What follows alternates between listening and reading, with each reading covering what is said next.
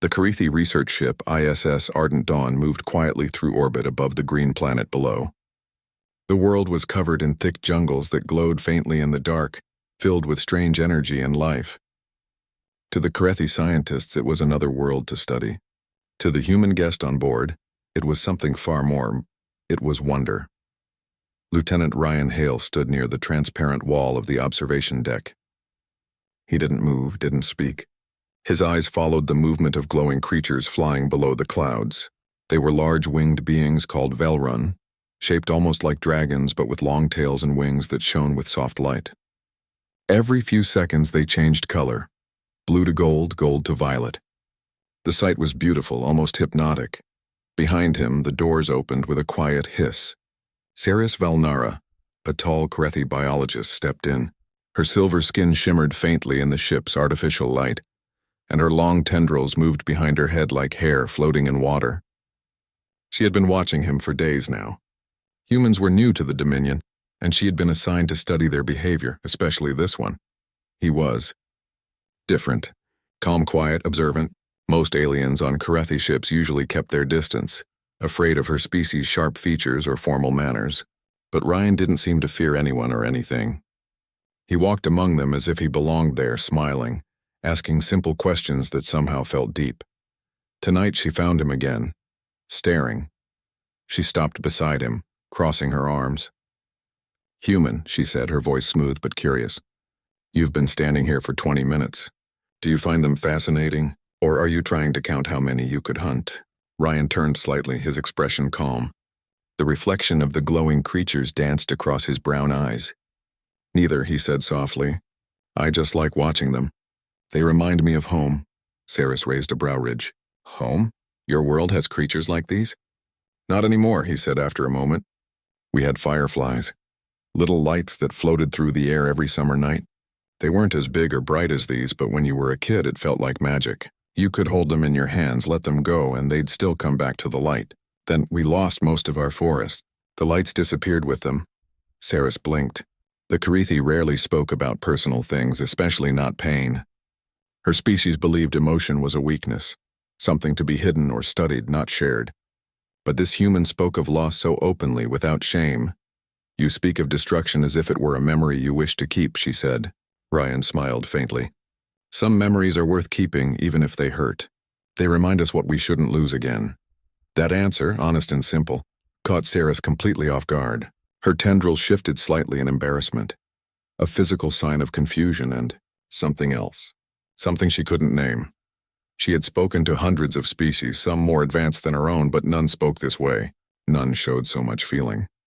Ryan looked back at the planet. "You ever wonder if they look up at us?" "The creatures?" she asked. "Yeah," he said. "Maybe they see our lights in the sky and think we're stars. Maybe they feel small the same way we do." Saris opened her mouth to reply, but nothing came out. The thought was ridiculous. Creatures did not think of stars.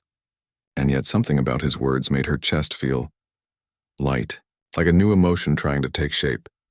"Humans are strange," she said finally. "You look at things and see stories. We look and see data." Ryan chuckled softly. "Guess that's the difference between surviving and living." She frowned, not understanding. "Explain." He turned to face her fully. "You can measure how a heart beats, how a star burns, how a planet spins. But you can't measure how it feels. Living isn't about data. It's about what you see when you stop trying to measure it." His tone wasn't arrogant. It was quiet, full of warmth.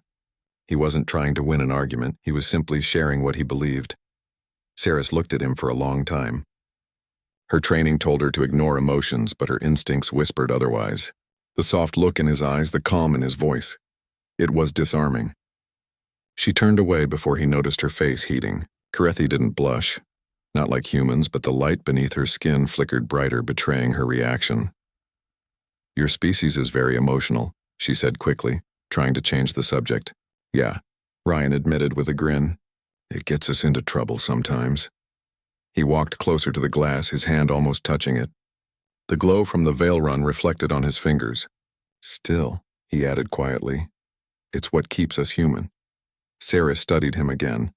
His body language was relaxed, his eyes thoughtful. He looked more like a philosopher than a soldier. That confused her even more. Why would a warrior race send someone like him to represent them? The ship's intercom broke the silence. Lieutenant Valnara, report to Lab 2. The field team requests your presence. Sarah sighed, straightening. Duty calls. Ryan gave her a small nod. Don't let them work you too hard. She hesitated at the door, then turned. Why do you look at them so long, human? You already know what they are, he smiled. Because knowing what something is doesn't mean you understand why it's beautiful.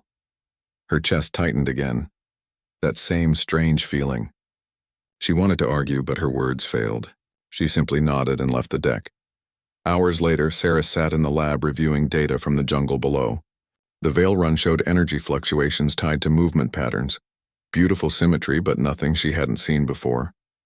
And yet, her mind kept wandering to the observation deck, to the way Ryan spoke. He had mentioned fireflies, small creatures of light from a dying world. He had looked at the Vile Run not as a scientist, but as someone reconnecting with something lost. That thought lingered. Her colleague, Dr. Kes Thren, noticed her silence. You are distracted, Valnara. Is the human causing trouble again? She shook her head quickly. No, he observes differently. His perspective is inefficient, but interesting. Kes chuckled. Humans rely on instinct, emotion, it's chaos wrapped in skin. Sarah should have agreed. Instead, she found herself saying softly, maybe chaos has its use. Kes tilted his head. You sound almost impressed. Saris looked back at the glowing data screen. Perhaps I am. Later that night, she found herself walking again to the observation deck. The human wasn't there this time. Only the vast darkness of space and the shining planet below. She stood where he had stood, watching the Veil Run fly through the jungle clouds. For the first time, she didn't record anything. She didn't measure light levels or energy signatures. She simply watched. Her mind repeated his words.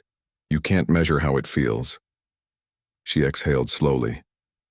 Maybe that was what her species had forgotten. In their search for order, they had lost the ability to simply feel awe. The doors opened behind her. She didn't turn, she already knew who it was. Couldn't sleep? Ryan's voice asked. Sarah smiled faintly. I was thinking. Dangerous habit, he teased. For humans, maybe, she replied softly. For Karethi, it's survival. They stood in silence for a while. Then Ryan pointed toward a cluster of Veil Run moving in circles. You see that pattern? Yes, she said. They are gathering energy from the magnetic fields, he nodded. Back home, birds used to fly like that before storms. My father said they were talking to the sky, warning each other. Talking to the sky? She repeated, amused. Do you believe that? Ryan smiled. Doesn't matter if I believe it. What matters is that he did. It made him look up instead of down. Saris looked at him again. That simple line, look up instead of down, stayed in her head. How could a species so young speak like that? They had only just reached the stars, yet they talked like poets. She realized then that she wanted to know more, not just about his species, but about him. She turned slightly. Tomorrow I will lead a mission to the surface to observe the Veil Run. I could use another set of eyes. He raised a brow. You want me to come? I want, she said, hesitating, to see what you see. Ryan's smile was warm. Then I'll be there. For a long moment, they simply stood there, two different worlds sharing one silence. Outside, the Veil Run rose in spirals, filling the sky with living light. Saris didn't know what it meant, but somehow standing beside him, she felt lighter. Maybe, she thought, emotions were not weakness after all. Maybe they were another kind of strength, one her people had forgotten. Morning came quietly over the planet below. The sun rose like a golden flame, lighting the green jungles with rivers of glowing mist. The ISS Ardent Dawn floated in orbit, sending down a shuttle toward the surface. Inside it were 5 Karethi scientists and 1 human. Lieutenant Ryan Hale sat near the window, looking down at the planet with calm eyes. Beside him sat Saris Valnara, checking her instruments and pretending not to glance at him too often. She told herself she was just studying his behavior for her report. But deep down, she knew that wasn't true anymore.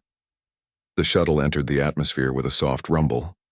Lightning danced far away between the clouds, but the pilot kept a smooth course. When they broke through the mist, the view made everyone fall silent. Below them spread a jungle that glowed from within. Trees sparkled with veins of blue light. Strange flowers opened their petals as if welcoming the new day. and above the treetops flew hundreds of Veil Run, the radiant creatures Ryan had watched from orbit. "By the stars," Saris whispered. "I have seen images, but nothing like this," Ryan smiled. "Some things pictures can't catch. You have to be there to feel them." His words were simple, but they carried weight. Even the Karithi pilot gave a small nod of respect. The shuttle landed in a small clearing surrounded by thick roots and glowing plants. As the engines shut down, Saris stepped outside first, scanning the air. Atmosphere stable. Gravity slightly heavier than ship standard. Safe to proceed. Ryan followed her out. The ground was soft under his boots. The air smelled sweet, almost electric. He looked around like a child seeing nature for the first time. Every sound, every light seemed alive. Saris watched him quietly. The way he looked at everything, not with fear but with admiration, made her chest feel warm again. Her team began setting up scanners and drones. They were to record Veil Run activity, collect samples, and measure energy flows. Ryan, however, had no tools except a small notebook and a camera. "Where is your equipment?" one of the scientists asked. Ryan smiled. "My eyes and ears work just fine." The Karithi exchanged puzzled looks, but Saris found herself smiling faintly. "Try not to touch anything dangerous, human." He grinned. No promises. The group moved through the jungle carefully. The glowing leaves brushed against their suits. Every time a breeze passed, the light dimmed and then flared again, as if the forest was breathing. Ryan paused near a large flower with petals that shimmered between gold and blue. "Beautiful," he whispered. Saris glanced over. "It's a photolume plant. It converts heat into light." "Yeah," Ryan said. "Back home we had sunflowers. They followed the sun all day. Guess every world has its own kind of hope." Saris stopped walking. "Hope?" "Yeah," he said. "Even plants reach for the light. Guess they believe it'll come back." Her tendrils shifted, betraying emotion. She didn't know why his words affected her so much. Maybe because no one she knew talked about simple things with such meaning. As the team set up base near a large tree, the Veil Rune began to appear above the canopy. Elegant creatures flying in slow spirals. Saris lifted her scanner, trying to track them. But the creatures kept changing color, making data inconsistent. She frowned. "Their pattern is irregular again. I can't make sense of it." Ryan looked up and said softly, "Maybe you shouldn't try to make sense of it. Maybe they're not following numbers. Maybe they're following each other." Saris tilted her head. "Following? Like birds do," Ryan said. "They don't fly in perfect lines. They trust each other's movements. It's a kind of harmony." "Your words sound poetic," she said. "Not scientific," he shrugged. "Sometimes the universe doesn't care about our equations." Later, while the team rested, Ryan wandered a few meters away to a pond glowing faintly blue. Tiny lights danced above the surface like fireflies. He crouched, dipping his fingers carefully into the water. It was warm and alive with tiny particles that glowed brighter when he touched them. Saris followed, half annoyed, half curious. "Human, that is unknown biological matter. You could be infected." Ryan smiled without looking back. "Maybe. Or maybe they're just curious about me." He lifted his hand and showed her how the glowing particles clung to his skin like dust made of stars. "See, they respond to contact. Maybe they can sense life energy." "That's not proven," Saris said. "Then let's prove it," Ryan replied, his voice gentle but sure. He stood still as the lights drifted around him, forming tiny circles. The soft glow reflected in his eyes, and for a second Saris forgot to breathe. There was something pure about him. Not the human body, but the soul behind it. She found herself stepping closer. "You do not fear the unknown." Ryan looked at her, smiling faintly. "The unknown is where all discovery begins." Saris blinked slowly. "You sound like a philosopher, not a soldier." "Maybe humans can be both," he said. "We fight, but we also dream." She didn't answer. She couldn't. Her heart felt strange again, heavy and light at the same time. The day passed quickly. The Karithi scientists collected samples, but none could understand why the Veil Run glowed brighter when Ryan was nearby. Every time he looked up, they circled closer, almost curious about him. That night, they made camp under a large canopy. The stars shone through breaks in the leaves, and the Veil Run glided silently above. Sarah sat near a small portable heater, reading her notes. Ryan sat a few steps away, looking at the sky.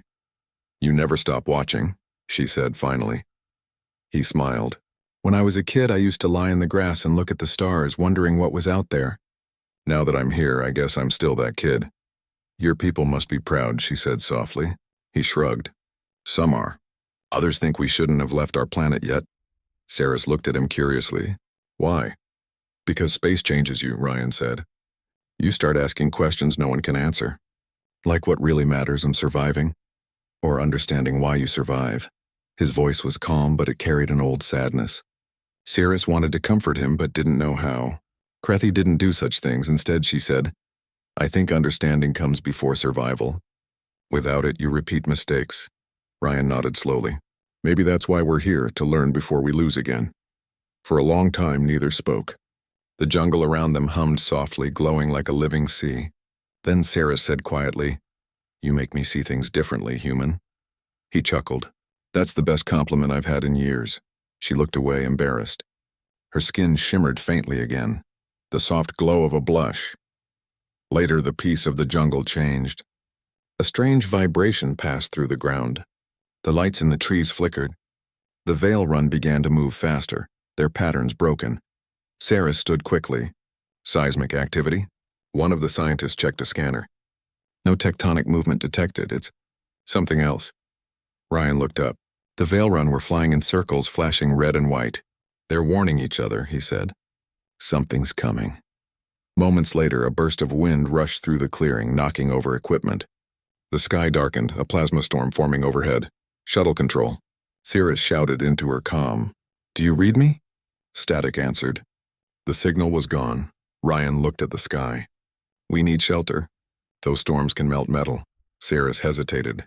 There's a cave system 200 meters east. Then that's where we go, Ryan said, grabbing a supply pack. The team hurried through the glowing jungle as lightning cracked above. The storm spread fast, tearing through the canopy. Electric rain began to fall, blue sparks that hissed against their suits. Saris stumbled, but Ryan caught her arm before she fell. Easy, he said. She looked at him, surprised. You risked exposure to help me. He smiled. That's what we do. They reached the caves just as the storm hit full force. Thunder roared outside, lighting the jungle like day. Inside, the glow of the Veil Run still reached faintly through cracks in the rocks. The team set up emergency lights. Saris checked the readings. The magnetic fields were unstable. We'll have to wait it out. Ryan walked to the cave entrance, watching the storm. The Veil Run were still flying, but their movements were wild, panicked. They're trying to calm the field, he murmured. Saris joined him. How can you know that? Instinct, he said simply. She looked at him for a long moment. Human instinct is unpredictable, he smiled. Yeah, but sometimes it keeps us alive. Hours passed. The storm didn't stop. The air inside the cave grew heavy. Ryan sat near the wall, sketching the Veil Run in his notebook. Saris sat beside him, watching. You draw? She asked quietly. Helps me think, he said. He showed her the page, glowing shapes captured in pencil lines. I try to keep pieces of what I see, in case I don't see them again. Her eyes softened. You carry much memory for one life. He nodded. We have to. We don't live as long as you do, so we make every moment count. That truth struck her deeply. She realized humans lived shorter lives but felt more in each second than her kind did in years. Maybe that's your species' real strength, she said. Ryan looked at her. Feeling too much? She smiled faintly. Feeling enough. Outside, the storm began to calm, but lightning still flashed across the sky. Saris leaned back against the wall, exhausted. Ryan sat beside her, silent but present. The air smelled of ozone and wet soil. For the first time in her life, Saris didn't think about data or discovery. She thought about the human beside her. Strange, emotional, brave. She turned her head slightly. When we return to the ship, I wish to continue studying your kind. The storm had passed, but its effects lingered. The jungle was quiet now, though the air still hummed faintly with the energy of disturbed magnetic fields. The Veil Run circled higher than usual, their soft glowing patterns chaotic yet beautiful. The Krethi scientists were tense, checking equipment and scanning the environment for anomalies. Saris Valnara crouched by a glowing root, adjusting a scanner. She was exhausted, her mind still racing from the storm and the strange energy patterns. The team had survived, but the storm had pushed the planet into instability. She glanced at Ryan Hale, who was kneeling a few feet away, observing the creatures. He wasn't using any instruments, just his eyes. "You really trust your instincts," Sarah said, her voice soft but tinged with awe. Ryan looked up, a small smile on his face. "Sometimes instincts are all you've got." "Sometimes," she repeated almost to herself, "they are all you need." The human turned his gaze back to the glowing veil run. Slowly they began to respond to him. Their frantic motion calmed, spirals forming once again. He extended a hand not to touch but to guide, and the creatures followed his movement. Saris watched, stunned. No Karethi scientist had ever achieved this level of interaction. And yet here he was, a human connecting with creatures that had resisted every scanner, every probe, every attempt at understanding. "How?" she asked, her voice barely above a whisper. Ryan shrugged. "I don't know, I just tried to feel what they were feeling. I let them know I'm not a threat." Saris looked at him, trying to read the human mind. But there was no trick, no manipulation, just honesty. And for the first time, she understood something she had long ignored. Honesty, raw, simple, and fearless, could be more powerful than any science. The team gathered in a small clearing to discuss their next steps. The storm had damaged some equipment, and the magnetic fluctuations could disrupt communications for days. "We need to stabilize the area before returning to the ship," Sarah said, consulting her scanner. "The Veilrun seem affected by these fluctuations. They may panic if we leave them unmonitored." Ryan stood and nodded. "Then let's do it together." The Karethi looked at him in surprise. They were trained for precise measurements, not collaboration with humans in unpredictable environments. But Saris did not hesitate. She gestured for him to lead the team forward. They moved deeper into the jungle, following the creatures' flight patterns. The glowing light of the Veilrun lit their path, shimmering over every leaf and branch. Ryan walked carefully, observing the subtle changes in the creature's glow. His head tilted slightly, eyes scanning the sky and ground like a predator, yet without fear. "Watch," he whispered to Saris. "They respond to confidence." "Confidence?" she asked. "Yes," he said. "Not loud, not forceful. Calm confidence. It tells them we can be trusted." Saris followed his lead, trying to mirror his posture, his calm energy. Slowly, she felt the creatures responding to both of them. Their movements synchronized with their presence, not scanners. One of the Karethi scientists whispered, "This is impossible. No one can influence them like this." Ryan shook his head. "It's not influence. It's understanding." Saris finally looked at him. The human wasn't just observing. He was alive with the world around him. And she realized for the first time that humans weren't weak because of their emotions. They were strong because of them. Hours passed as they worked to stabilize the creatures. The storm's remnants threatened to strike again, but Ryan remained calm.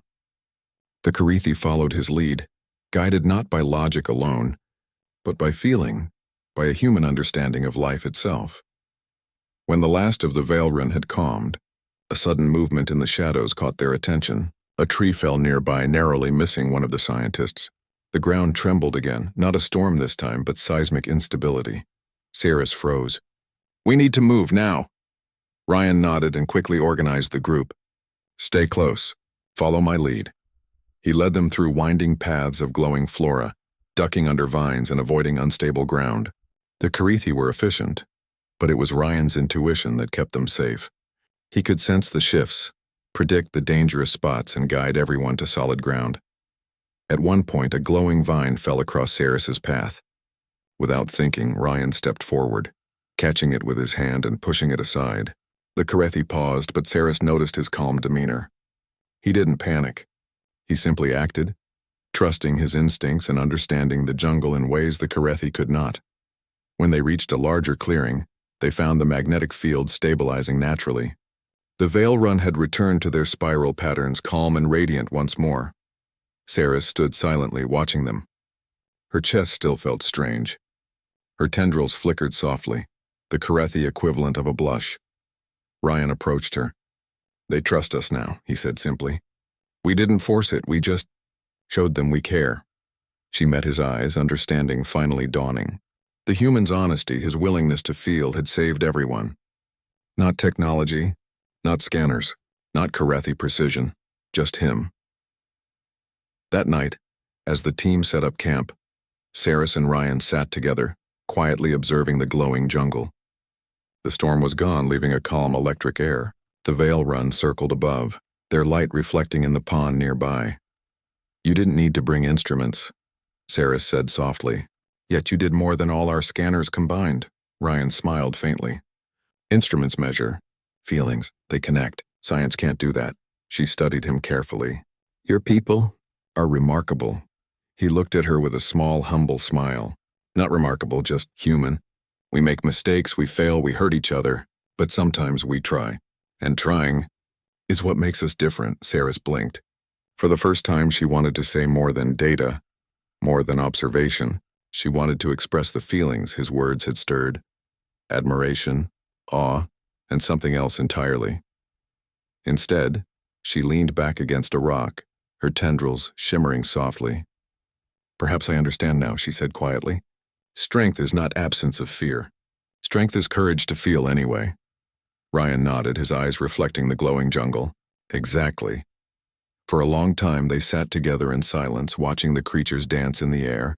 Saris realized that the human beside her was not only brave in battle, but brave in his heart. Brave enough to feel, brave enough to hope, brave enough to connect with life itself. And that courage, she understood, was what made humans powerful in ways the Karithi could not measure. The next morning, the team returned to the shuttle. The planet below was still alive, glowing softly in the early light. Ryan helped the Karithi scientists pack equipment, his calm demeanor encouraging everyone. Saris walked beside him, quiet, thoughtful. "Will you teach me your kind's way of seeing things?" she asked suddenly. Ryan looked at her, surprised but pleased. "I can try," he said. "It's simple, really. Stop analyzing so much. Look, listen, and care. The rest comes naturally." Saris smiled faintly. "Care, that is not common among the Karithi." "No," Ryan admitted, "but it can be learned, and some species need it more than others." She looked at him with a faint blush again, though she tried to hide it. "Perhaps your people are the reminder we need," he grinned. "Or maybe we're just stubborn enough to never give up." As the shuttle lifted off, Saris stood at the observation window, looking down at the glowing jungle. The Veil Run spiraled beneath them, a living constellation of lights. She turned to Ryan, who stood beside her, eyes bright with curiosity. "Your species," she said softly, "teaches more than you know." "And you," he replied, "taught me that even logic can have beauty when it follows the heart." They smiled at each other, two species from distant worlds, connected by something greater than science, understanding, trust, and the courage to feel. Saris realized that humans weren't just curious, brave, or emotional. They were alive in every sense, and that realization filled her with awe, respect, and a warmth she had never experienced before. Above them, the glowing jungle faded into the distance. Yet the memory, the feeling, and the lesson remained. Humans were extraordinary, not because of strength or technology, but because of the one thing the universe could never measure: heart.